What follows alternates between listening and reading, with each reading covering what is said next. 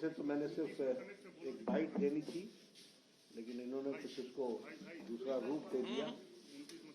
आज के इस प्रेस वार्ता में मेरे साथ उपस्थित हमारे अभी जिन्होंने शपथ ली और हमारे प्रदेश के अध्यक्ष सम्माननीय सम्राट चौधरी जी, हमारे प्रभारी विनोद तावड़े जी, श्री प्रेम जी, मंगल पांडे जी और यहाँ उपस्थित हमारे मीडिया के सभी वरिष्ठ सज्जन वृंद।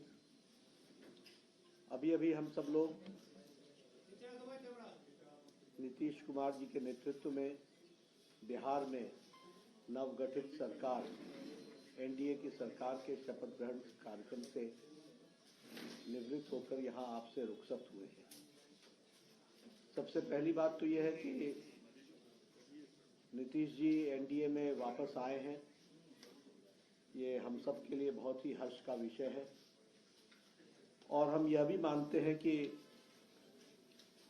ये जो हमें बिहार ने मैंडेट दिया था, वह मैंडेट एनडीए को दिया था और जेडीयू का भी और नीतीश जी का भी नेचुरल अलायंस वो एनडीए ही है। इसलिए ये हम सब के लिए हर्ष का विषय है कि उनका वापस आना ये बिहार के लिए और एनडीए के माध्यम से बिहार के विकास के लिए ये एक सुखद समाचार भी है और हम सब के लिए हर्ष का विषय है। यह भी ऑन रिकॉर्ड है कि जब एनडीए की सरकार आई है तब बिहार में स्टेबिलिटी और विकास की गति ने नई छलांग लगाई है।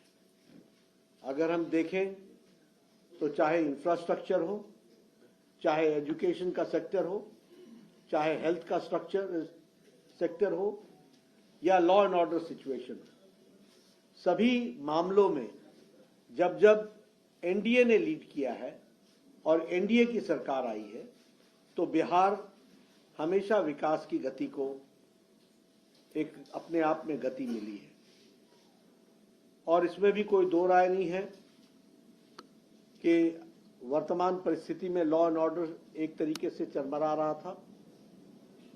आज जब भारतीय जनता पार्टी के साथ और एनडीए का अलायंस बनता है तो स्टेबिलिटी आती है और उसी से लॉ एंड ऑर्डर को कंट्रोल करने में एक बहुत बड़ा एक अहम भूमिका भी रहती है।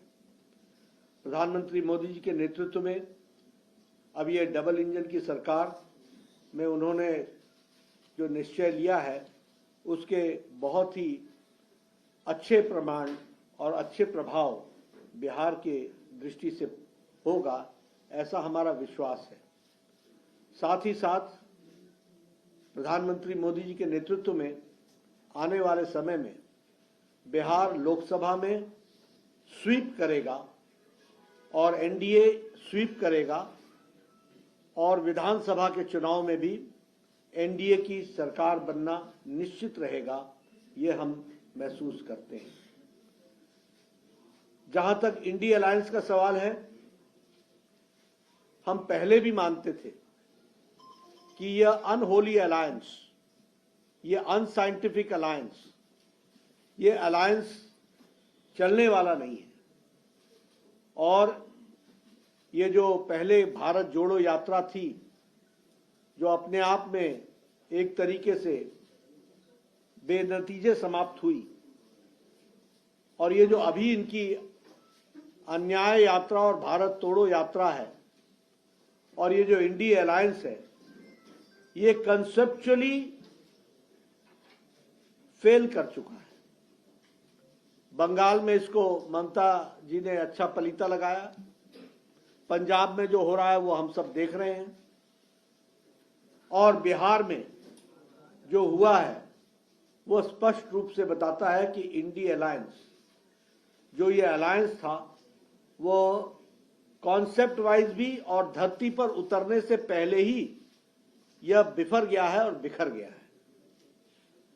और यहां यह भी मैं कहना चाहता हूं कि ये इंडी अलायंस कोई और अलायंस नहीं था, ये अलायंस परिवार बचाओ अलायंस था, ये अलायंस प्रॉपर्टी बचाओ अलायंस है।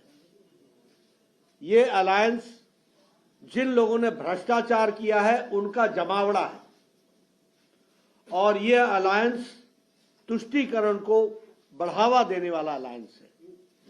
और आज भारत की जनता प्रधानमंत्री मोदी जी के नेतृत्व में ज्ञान की ओर आगे बढ़ रही है। गरीब कल्याण, युवाओं का उत्थान, अन्नदाता के साथ आगे बढ़ने का निश्चय और नारी शक्ति को सशक्त करना, इसके तरफ मोदी जी के नेतृत्व में देश आगे बढ़ रहा है। इसलिए इंडी अलायंस का जो हुआ है वो आप सबके सामने है।